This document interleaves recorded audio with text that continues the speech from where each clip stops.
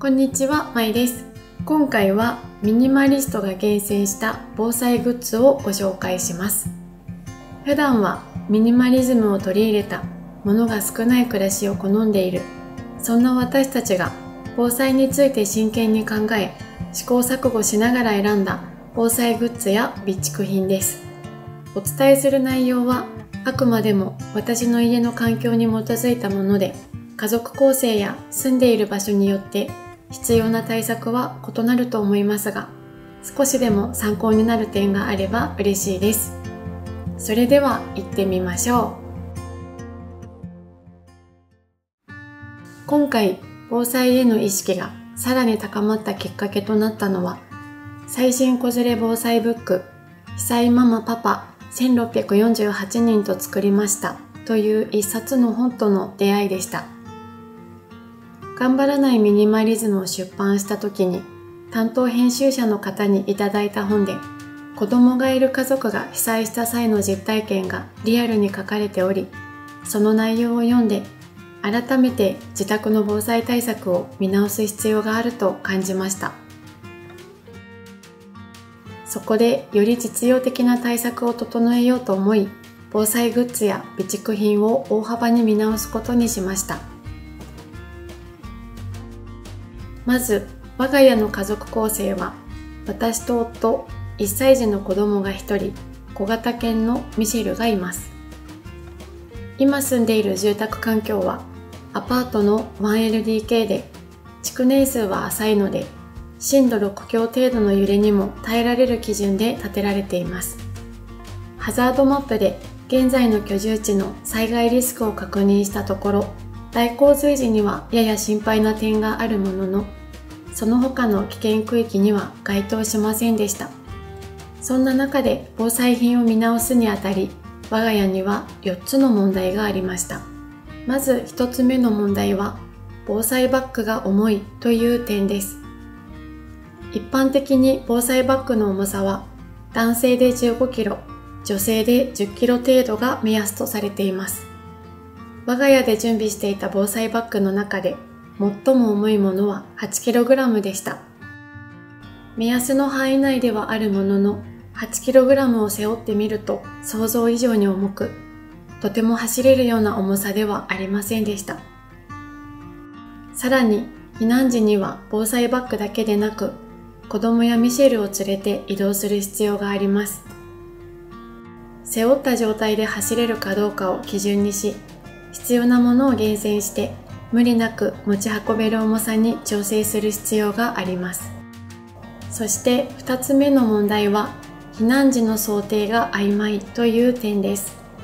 今までの防災バッグは、なんとなく避難所での生活を想定して準備していました。しかし、子連れ防災ブックを読むと、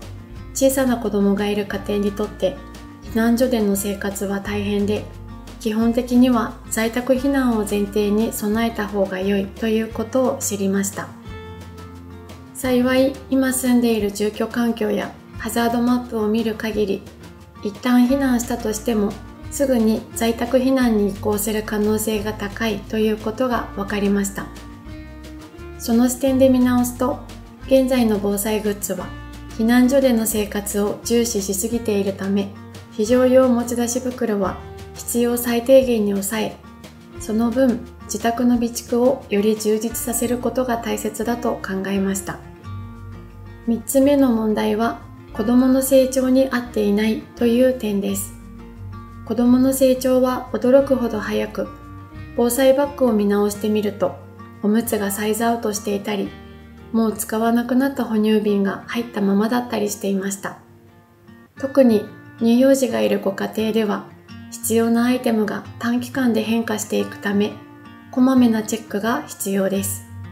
月齢にもよりますが、今のところ3ヶ月に1度くらいの頻度で見直すのがちょうど良さそうだと感じています。最後、4つ目の問題は、ペットを連れて避難した先でのことを考えていなかったという点です。避難する場合、ペットと一緒に避難する同行避難が原則とされています。ただ、避難先でのペットとの生活について、具体的なシミュレーションができていませんでした。避難所では動物が苦手な方やアレルギーを持っている方など様々な方と同じ空間で生活することになります。そのため避難所の住居スペースではペットと一緒に過ごせないことがほとんどのようです。多くの場合、野外の決められた場所でケージに入れて飼育することになるそうなので、今の準備ではミシェルの避難先での生活スペースについて十分な備えができていなかったため、対策を考える必要があると感じました。これらの問題を解決しながら、防災バッグと備蓄品の見直しを行いました。見直し前の防災バッグの中身は、以前の動画を見ていただければと思います。ここからは具体的な防災バッグの中身をご紹介していきます。今回の防災バッグは大人1人につき1つ準備しました。これは非常時に持ち出す非常用持ち出し袋としての役割を持っています。私たちが住んでいる環境やハザードマップを確認した上で、基本的には在宅避難を想定して備えていますが、万が一避難が必要になり、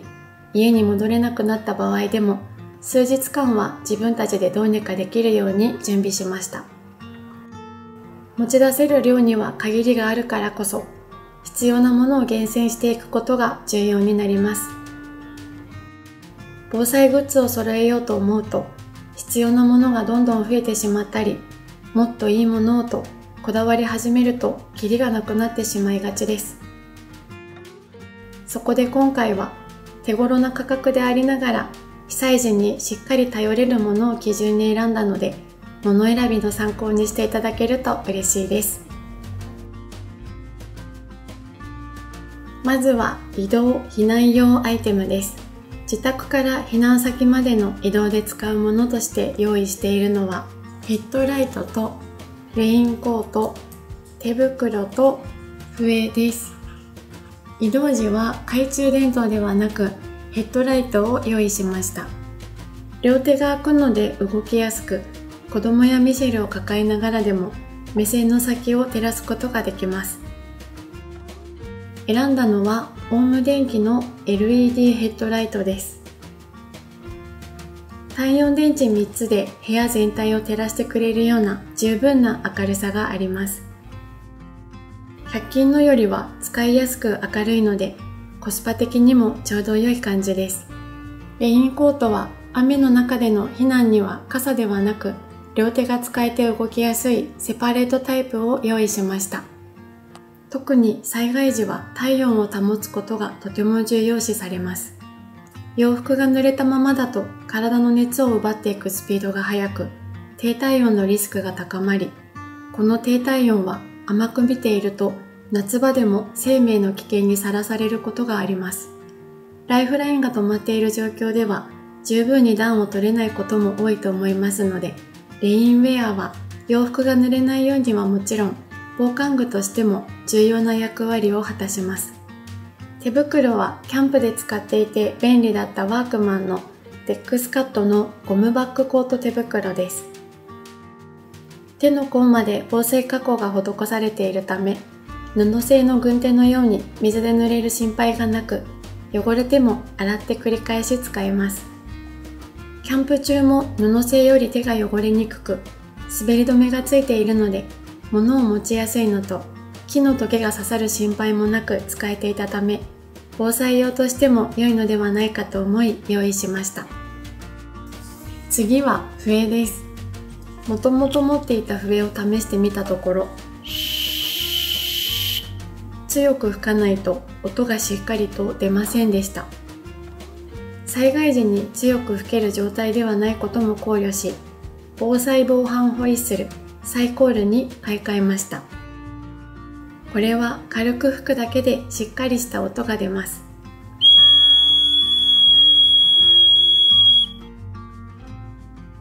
比べてみてもこの通りです。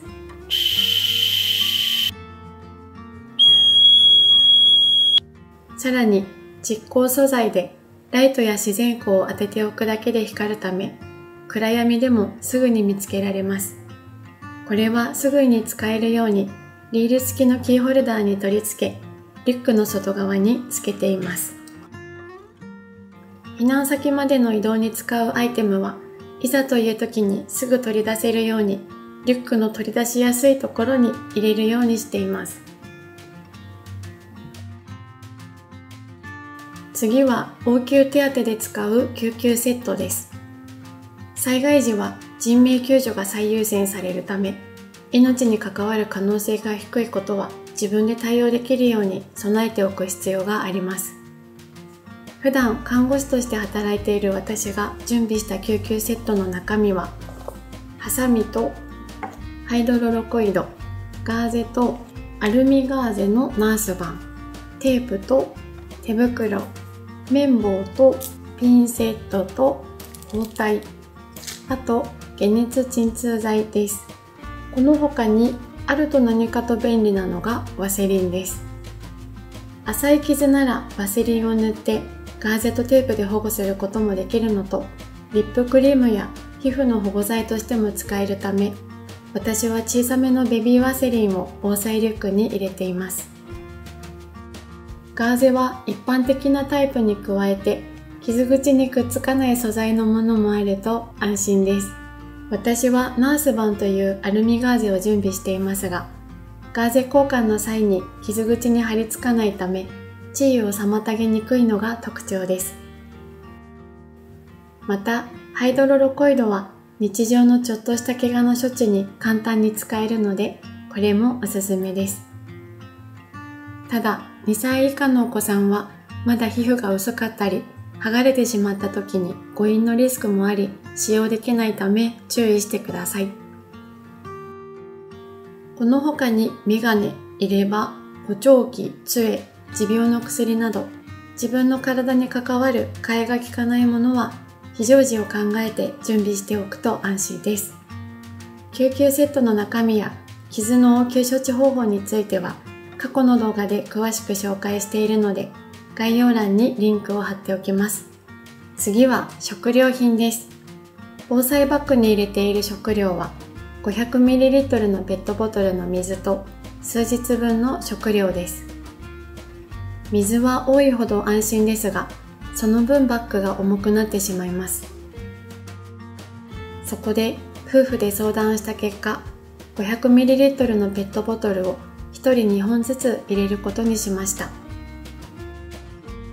オレンジ色のリュックには子供の分も含めて4本、ブラックのリュックには2本入れています。食料に関して非常時は1日3食しっかり食べるという考え方ではなく、少しずつ口にしながら数日を生き延びることを考え準備しました。無印良品のチョコ羊羹は個包装になっているので、箱から出して2つのリュックへ分けて入れています。自宅の備蓄はこれと別に準備しているので、後ほどまとめてご紹介します。次は情報収集に必要なアイテムです。準備しているのは携帯ラジオとモバイルバッテリー、充電ケーブルと予備電池、イヤホンにコンセントです。携帯ラジオはもともと一つ持っていたのですが、今回吟味して購入したオウム電機の手回しラジオライトを新たに買い足しました。このラジオライトを選んだ理由は3つあるのですが、1つ目はイヤホンジャックがついているので、スピーカーでもイヤホンでもラジオが聴けること。2つ目はオートチューニング機能があり、普段ラジオを使い慣れていない人でもボタン操作だけで自動選曲してくれること。3つ目は充電方法が乾電池、内蔵バッテリー、手回し充電と複数あることでした。手回し充電は1分間に120回転の速さで3分間回すと、ラジオは30分、ライトは10時間点灯させることができます。ラジオは被災時の情報収集の軸となる部分だと思うので、充電方法が複数あるのは心強い仕様だと思います。スマホの充電もできるので、これ1台にまとめたくなるのですが、内蔵バッテリーフル充電時でスマホだと15分程度しか充電できません。そのため、スマホの充電はこれ1台に頼らず、他にモバイルバッテリーを備えるのがベストだと思います。モバイルバッテリーはアンカーのパワーコア10000という夫が以前使っていたものを今は防災リュックに入れています。最初は電気が使えない状態を想定したら電池式がいいのかなと思っていましたが、電池式は想像以上にスマホの充電に時間がかかることを知りました。具体的にはフル充電に電池8本を使い、約10時間かかると言われています。そのため、スマホの充電はこの充電式のモバイルバッテリーにし、定期的にバッグを見直すタイミングで充電し直すようにしています。この方が電池の節約にもなるし、いざという時の安心材料にもなります。私の家には防災リュックが2つ準備があるため、充電式と電池式の充電器を1つずつ入れておくことにしました。充電ケーブルについては、私のスマホはライトニング、夫はタイプ C と端子が異なるため、1本で対応できる 3-in-1 のケーブルを選びました。このケーブルはライトニング、タイプ C、マイクロ USB の3つのポートを備えていて、3台同時に充電することができます。ちょっと短めに作られているところもコンパクトでいいなと思いました。口コミではスマホケースに干渉しやすいという意見もありましたが、私や夫のスマホケースでは問題なく使えました。オレンジ色のリュックには単4電池を使うアイテムしか入れていないため、予備としても単4電池のみをいくつか準備しています。電池のサイズを統一できると管理がしやすく、準備する種類も減らせるのでとても便利です。しかし、ブラックのバッグに関しては、単3と単4の両方を使うアイテムが混在しているため、それぞれ予備電池を用意しています。電池の収納にはセリアの電池ケースを使用しています。単3と単4のどちらにも対応できるアタッチメントがついているので、すっきりと整理できておすすめです。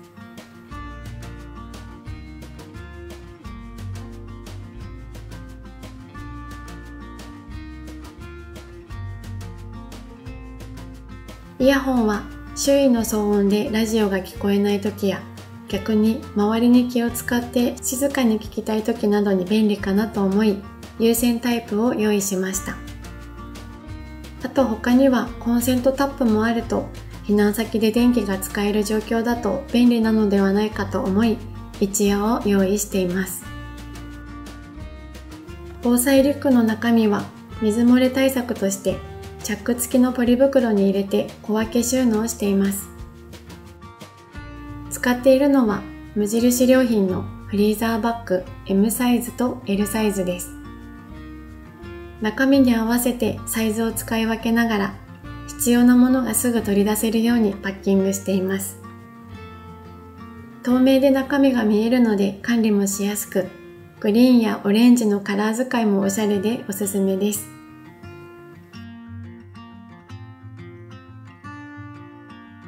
次は貴重品です。貴重品として用意しているのは、現金と身分証のコピーです。普段現金をあまり使わなくなったのですが、災害時はクレジットカードや ATM も使えなくなる可能性があると思うので、いくらか崩して防災リュックに保管するようにしています。前は袋にジャラジャラ入れていたのですが、セリアのスマートコインケースに入れたらすっきりさせることができました。小銭が気持ちよくはまってくれるのと、蓋をすれば振ってもコインがずれることはないので、一目で小銭を把握することができます。反対側にはお札を2つ折りで収納することもできます。また、災害時は身分を証明するものを持っていると手続きがスムーズなことが多いらしく、保険証、マイナンバーカード、運転免許証のコピーを防災リュックに入れています。次は衛生用品です。準備しているのはマスクとウェットティッシュ、トイレットペーパーとビニール袋、除菌スプレーに歯磨きシートとフロス、あと生理用品です。マスクは防塵と感染症対策で個包装のものを用意しています。ウェットティッシュは水道が使えないことを想定するとかなり重宝するアイテムになります。入れているのは子供のお尻拭きと除菌シートの2種類です。コンパクトなサイズの携帯用で汚れた場所を拭いたり、ボディタオルとしても使えるように厚手タイプを選びました。トイレットペーパーは以前は3倍巻きを1ロール丸ごと入れていましたが、思った以上にかさばるため、今は半分ぐらいになったものを防災バッグに入れています。また、芯を抜いて潰すとさらにコンパクトになるのと、万が一の時に濡れて使えなくならないようにサランラップで巻いて防水対策もしています。ビニール袋はゴミ袋にもエチケット袋にもなるので数枚入れています。除菌スプレーは水が使えないとどうしても不衛生になりやすいのでミニタイプのものを準備しました。歯磨きアイテムは入れるか迷ったのですが、最悪家に帰れない状況も想定して重量的にもそこまで変わらないので、水がなくても使える歯磨きシートとフロスも防災リュックに入れました。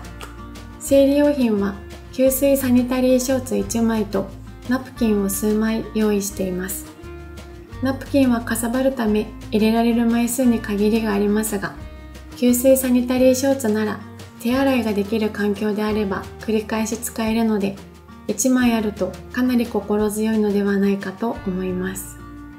次は生活用品と便利グッズです。用意しているのは携帯トイレとユニポンチョ、災害用ライトとマルチツール、ガムテープと防災メモと油性のマジックペン、あとタオルです。水道が止まってしまったり、配管から水漏れを起こしてしまった場合もそうですが、トイレで排泄ができる状況でないことも想定しなければなりません。そのために携帯トイレは家の備蓄としても多めに準備しています。防災リュックには今まで10個を入れていたのですが、重さと入れられるスペースにも限りがあるので、今はカインズの非常用のトイレ5回分を入れています。ユニポンチョは着替えや排泄時などどうしてもプライバシーを確保したい場面で活躍します。特に避難所では個室がないことがほとんどなので、周囲の視線を遮れるアイテムとして準備しました。あとは災害用備蓄ライトです。このライトはとても軽く、電池不要で約24時間発光し続けてくれます。災害時、LED のような強い光をつけっぱなしにするのは現実的ではない場面もあるかもしれません。とはいえ、ライトを消してしまうと周囲が真っ暗になり、不安感が増してしまうこともあるのではないかと思います。そのため、優しい光で灯せるこのライトを備えておくことで、停電時の安心感を少しでも確保できるのではないかと思い準備しました。あと、便利そうだと思って買い足したのがマルチツールとガムテープです。マルチツールは 15in1 でこんなにコンパクトで多機能を備えています。あともう一つはこちらの補修テープです。補修テープは物を補修する以外にも怪我の手当てや名札や伝言メモにも使えたりします。カード型で薄くて場所も取らないので、あると何かと便利かなと思い、リュックの中に忍ばせています。スマホを落としたり水没して使えなくなってしまった場合に備えて、家族の連絡先を紙に書いて防災バッグに入れています。また、避難先でメモを取る場面も想定し、油性ペンなら雨で濡れても消えにくいので、しっかり書けるマジックペンも準備しました。あと、何かと使うアイテムとしてタオルも1枚用意しています。次は子供用に備えたアイテムです。防災リュックに入れているのはおむつ10枚と折りたたみのコップとストロー、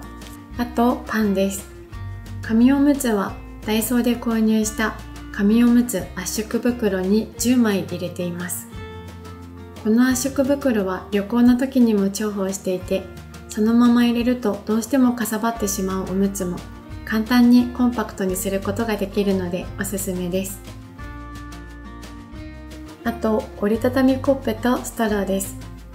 今はまだ上手にコップ飲みができないので、お水を飲むように小さく畳めるコップとストローをセットで準備しています。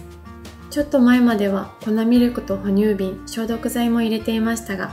この辺は月齢に合わせてちょこちょこ必要なものが変わってくるところだと思います。子供の食料は先ほど紹介した非常食にプラスして、普段から食べ慣れているパンも準備しています。好き嫌いが出始めてきたので、いざという時に食べられるものがないという状況を避けるため、できるだけ普段の食事に近いものも備えておくようにしました。次はペット用の持ち出しアイテムです。ミシェルのはドッグフードと水、ペットシーツと首輪リード、折りたたみ式のゲージを準備しました。犬の水の必要量は体重 1kg あたり 50ml 前後をペースに計算し、防災リュックと在宅避難時の備蓄に分けて準備しています。また、避難所ではペットの生活スペースが分けられることが多いため、そうした環境にも対応できるよう、アイリスオーヤマの折りたたみソフトゲージを準備しました。普段はゲージを使っていませんが、いざという時に備えて軽量で折りたたみ可能なものを選んでいます。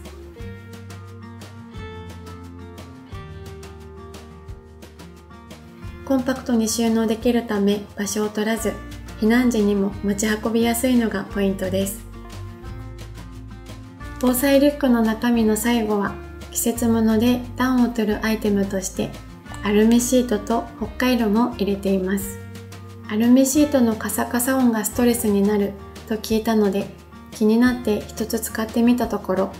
確かに静かな空間では低温タイプのものでも動くたびにカサカサ音がしてしまいます。ただ、実際に使ってみるとかなり保温効果は高いと感じられたので、冬場は必須アイテムだと思います。はい、ここまで防災リュックの中身を一通りご紹介しましたが、どこに置くかも大切なポイントです。避難経路上に保管しておけば、さっと持ち出しやすくなるため、私は玄関に保管しています。出入り口に近ければ、身一つで飛び出した後も取り出しやすいですが、奥にしまい込んでしまうと、家の中がぐちゃぐちゃになった時に埋もれたリュックを掘り出さなければならない可能性もあります。そのため、避難経路上の出入り口に近い場所を意識しておくのがおすすめです。問題点として挙げていた防災リュックの重さも、中身を見直した結果、8kg から 5.8kg へ減量することもでき、避難する際の移動の負担も減らすことができました。次は、在宅避難を想定した家での備蓄品をご紹介します。災害時に備えた家での備蓄は、最低でも3日分、できれば1週間以上あるのが理想だと言われています。私の家では、防災用として特別に備えているというよりは、普段から使うものを多めにストックし、ローリングストックを実践しています。こうすることで、賞味期限が切れる心配もなく、普段の生活の中で自然と防災対策ができるのがメリットです。特に災害時にお店からなくなりやすいものは、日頃から余裕を持って揃え、必要な量をストックして切らさないようにすることを意識しています。まずは水です。水の備蓄は1人1日3リットルを目安にし、家族3人で7日分をストックしています。2リットルのペットボトルで約30本分とかなりの量になりますが、保管場所を確保しつつ、日常使いで減った分は買い足しながら補充するようにしています。次は食料品です。食料の備蓄は1日2食 ×10 日 × 人数を目安に準備しています。具体的にストックしている一例ですが、こんな感じです。この防災用に購入したアルファ米を先日試しに食べてみたら、想像以上に美味しくて、日常的な主食にも満足して食べられる味だったので、かなりおすすめです。長期保存が可能なので、防災用に何を買えばいいか迷っているという方は、ぜひチェックしてみてください。この他にはパックご飯や無印良品のレトルト、缶詰やプロテイン、サプリなども余裕を持ってローリングストックしています。次は非常用トイレです。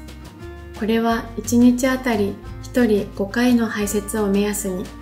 家族の人数 ×7 日分を準備しています。私の家では大人2人分の70回分を備えています。もともと備えていた量では少し足りなかったので、今回買い足したのですが、トイレの女神プレミアムの非常用トイレが人気だったので購入しました。ミシェルのペットシーツでも代用できるため、こちらも多めにローリングストックしています。次はカセットコンロとガスです。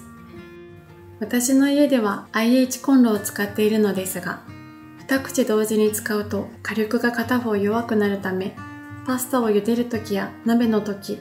あとキャンプでもこの岩谷のカセットコンロを使用しています。防災用にもガス管を多めにローリングストックをしていて、常に10本前後を目安に管理しています。次はペーパー類に関してです。災害時だけでなく非常時にもペーパー類がお店からなくなってしまい困ったことがあったので、これは多めにストックをするようにしています。私の家では玄関の下駄箱がストック管理場所になっていて、ペーパー類で保管しているのはティッシュペーパーとしても兼用しているキッチンペーパー6個パック入りを3つ、お尻拭き3パック入りを2つ、シルコットの除菌シート8個パック入りを1つ、その他にトイレにはトイレットペーパー3倍巻きを1ヶ月は持つような量をストックとして保管しています。次はポータブル電源です。持っているのはジャクリのポータブル電源240です。一緒にソーラーパネルも購入しました。最大電力 200W までの機器に給電できるポータブル電源の中でもコンパクトなものを選んだので、電子レンジやドライヤーなどワット数が大きい家電は使うことができませんが、スマホやパソコンの充電以外にも扇風機や電気毛布などは使うことができます。停電時でも最低限の生活を維持できるので、非常時の備えとしてとても心強いです。ポータブル電源は決して安くはないのですが、いざという時の安心感を考えると購入してよかったと感じています。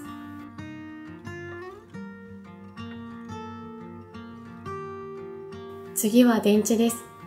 家の中で電池を使っているのは私の電動歯ブラシとハンディーソープディスペンサー、マウスぐらいなのですが、災害時を考慮して普段使っている単3単4電池は少し多めにストックしています。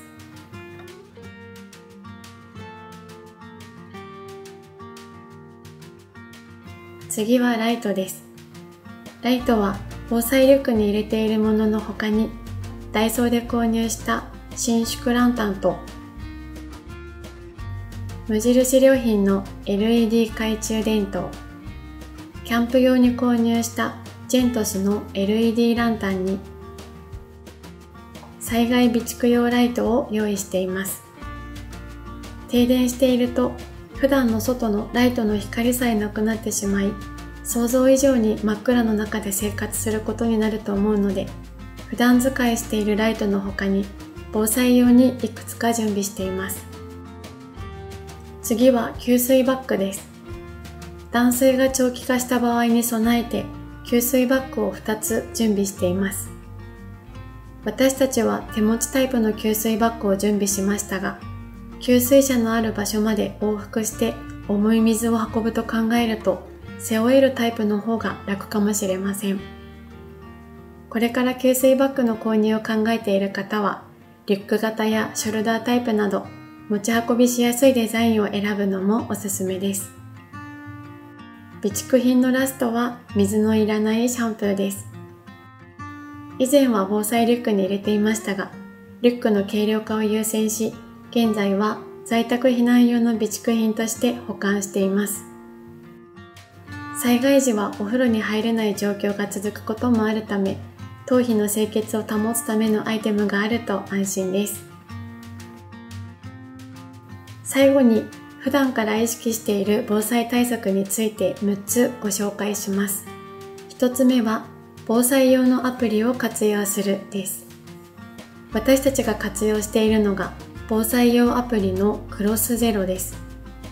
このアプリは、災害ごとに必要な備えや被災時に役立つ情報がまとめられているだけでなく、備蓄品のチェックリスト機能も備わっています。